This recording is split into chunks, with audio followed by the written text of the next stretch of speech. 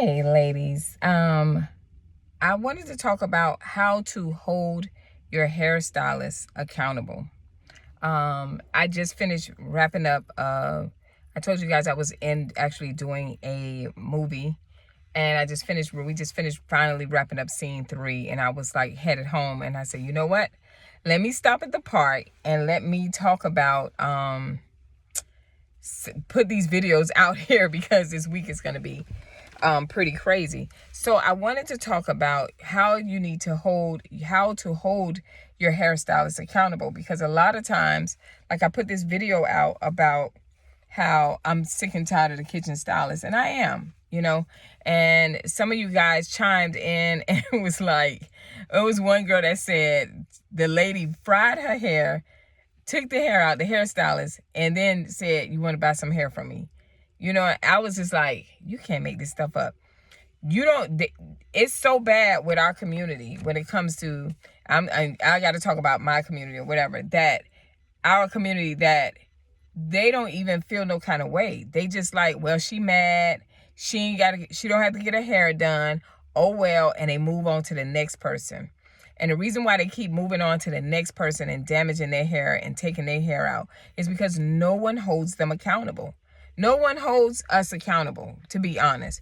Because you know what? If you think back, way back in time, and I don't know why you guys don't realize this, because especially now, I remember being a kid, being 10, 12 years old and doing hair. Like, it is natural for us, a lot of us. I'm not going to say everybody, because not everybody can do hair. But a lot of us don't have a cosmetology license, but we know how to do hair, right? So when you're going to someone that does not have a license, has not invested in themselves, has not took the time out where they can tell you, when someone sits in my chair and they say, hey, Lee, I want this service done, whether it's a color service, whether it's a cut service or whatever, I'm going to do a consultation and explain to them everything that's going to happen in that process. Then I'm going to probably pull pictures of someone that's similar to them so they can get an idea of what that may look like, but a serious consultation. Why am I able to do that, and why am I going to do that?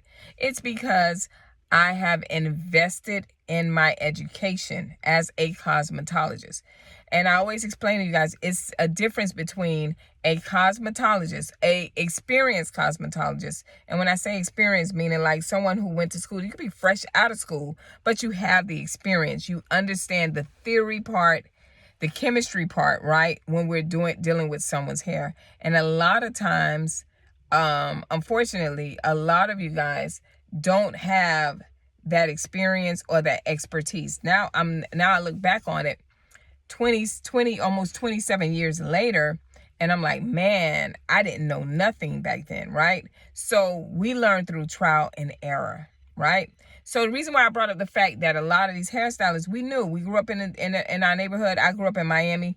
Man, of some of the baddest hairstylists was in Liberty. It was in the city. We say the city, but it's called Liberty City, but we say the city. So they knew how to do the weaves. They knew how to do everything. I learned from my girlfriends, right, how to do hair.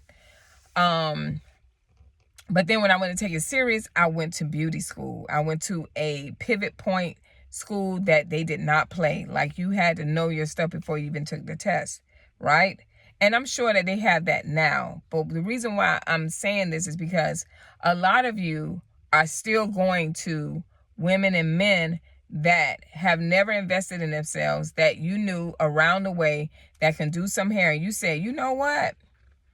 Oh, honey, she can slay a ponytail, or she can slay, a short bob. You know what I'm saying? And you say all of that. However, if you go to them, you say, hey, you got your license yet? You're so good.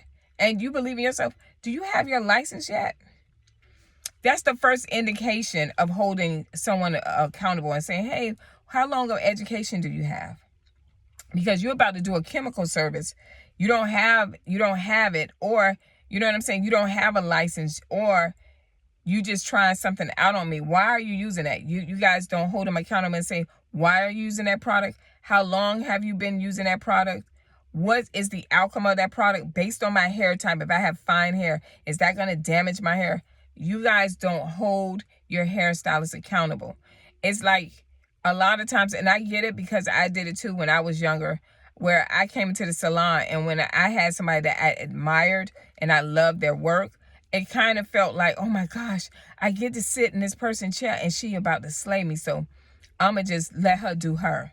But you can't do that when you see them doing something or you feel uncomfortable or you don't even know what they're doing. You can't even question it. You can't even say, you know what I'm saying? Hey, I want to get my hair done. This is what I want. Can I come in for a consultation? A lot of them don't want to do consultation. This is what it is. Come with your hair wash. You don't hold them accountable and say, why you don't wash hair?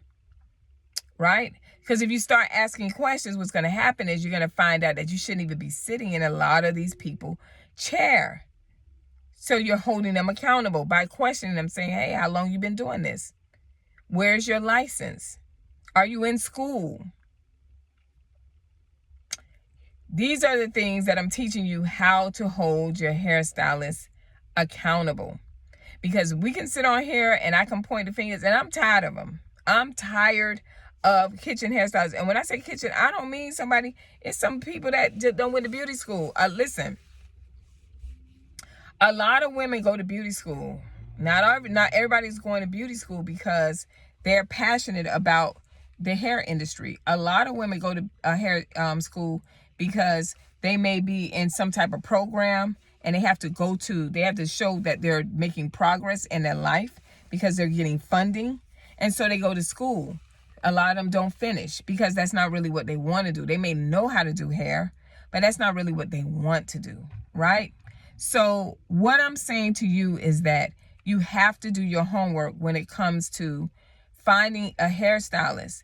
And yes, the latest trend is out and everybody's doing it, but you shouldn't even be getting styles based on what everybody else doing. You should be getting a hairstyle that fits you, that customizes you, right? So that eliminates that. But you have to hold them accountable. And then if you decide you've done your homework and you say, you know what, I'm going to trust her. I'm going to let her do my hair. Just like the young lady said, the lady fried her hair and then offered her extensions. However, if you were to report her, if you were to report her and say, hey, this person fried my hair out, guess what? She wouldn't have been offering you no hair. She would have been mad, but she would have thought twice about what she's doing. And it probably would have made her say, oh my gosh, you know what I mean? Hold her accountable. And if she don't have a license, then guess what? You got to do the other legal stuff. See, I know a lot of hairstylists is like, oh, what is she doing? She telling these people that, yes, because it's a vicious cycle. If you don't want to invest in yourself, if you don't want to invest in your business, if you have a business, if you doing this on the side and you got natural license or whatnot, and you're not supposed to be touching chemicals, but you're touching chemicals and you're damaging hair, and you know who you are. And those of you who are at home and you do your own hair and you fry it, then that's on you. But for the ones that you know that this person may not be licensed, or this person may be licensed, but they're destroying your hair, then you report them. If you can't report them, you hold them accountable. You go say, hey, my hair, since you done my hair, this is what has happened to my hair. What are we going to do about it? Now, and I will hold them accountable and say, these are my options for you. It's either you're going to make this right. I don't know what that means. If it's like 6 visits or whatever, where I'm not paying, where you giving me treatment in my hair or whatever, then that's what it is. Or 6 visits and I may pay you for the style, but you're going to have to wash, you're going to have to treat my hair to get it back to the state it's in, right? You're going to figure out something. I need you to make an option for me, or we're going to have to do it the court way. That's it. I'm giving you guys this advice because it's easy to go into the comments and say what you say. And there's nothing wrong with that. Y'all know I love y'all comments because I be like, oh man, that happened. Some of y'all, my heart goes out to. But if that has been your situation, or if you ever experienced this, hold your hairstylist accountable. These are valuable lessons that I'm talking to you guys about. Y'all know my channel. It is about all things. It's not just about hair. It is about women. It's about the internal. It's about the mindset of us. And we got to get this on track. It's easy for us to complain about things, but it's even better. And it may be a little bit more harder when we hold people accountable and we we not just point out what it is, but we have a solution behind it. I pray this video helps you guys. I will see you next video. I'm probably going to do another video now, so you're going to see me the same thing. But I'll see you guys next video. Comment, like, share. Thank you guys. I got 2,000 subscribers. I appreciate you guys so much. Bye.